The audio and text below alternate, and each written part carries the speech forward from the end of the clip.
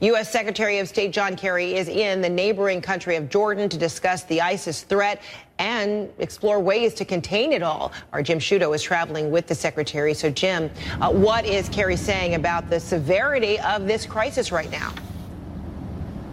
Well, he's saying he's extremely concerned. We just learned tonight that as we arrive in Jordan, those ISIS militants are just 70 miles now from the Jordanian border as they expand the land that they control inside Iraq. Now, as we've met with Secretary Kerry a number of times on this trip, he's been repeating two goals of his diplomacy in the Middle East now. One is to get the message across, not just to the Iraqis, but to Iraq's neighbors, that this is a regional problem. It's not just an Iraqi or a Syrian problem. And the other one is that their focus is on a political solution to this, that to make this problem go away, really, it's not just military action by the U.S. and others, but it's about getting a unified Iraqi government that represents all of the sects inside Iraq, Sunni, Shia, and Kurd, and with great urgency. Here's what Secretary Kerry had to say just in Cairo as he spoke alongside the Egyptian foreign minister earlier today. No country is safe from that kind of spread of terror, and none of us can afford to leave that entity with a safe haven, which would become a base for terror against anyone and all, not only in the region, but outside of the region as well.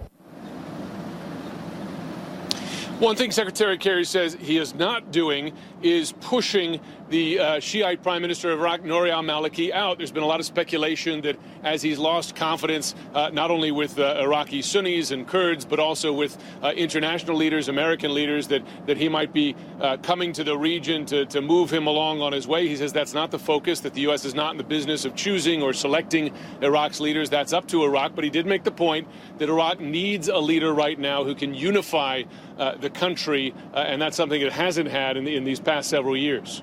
Meantime, a neighbor of Iraq, Iran's supreme leader, coming out today against this U.S. intervention in Iraq, saying Iraq can take care of itself. So U.S. military advisors are set to arrive in Iraq very soon. If only that paperwork would be delivered. How is all of this going to, I guess, work together?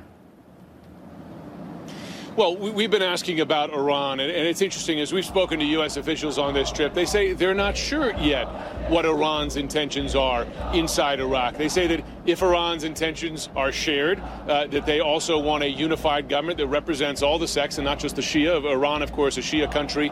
You know, Secretary Kerry has made this point, other U.S. officials, that if Iran's function inside Iraq is purely to help the Shia battle the Sunni, then the U.S. is not interested. But if they are interested in, along with the U.S. and the other neighbors, of pushing for a more unified representative government, then, you know, that's something that they can talk about. One thing they've also ruled out with Iran is any sort of military coordination on the ground, U.S. forces coordinating with Iranian forces. But they're willing to talk as long as they have a shared goal here. All right, Jim Sciutto, thanks so much, traveling with the Secretary of State.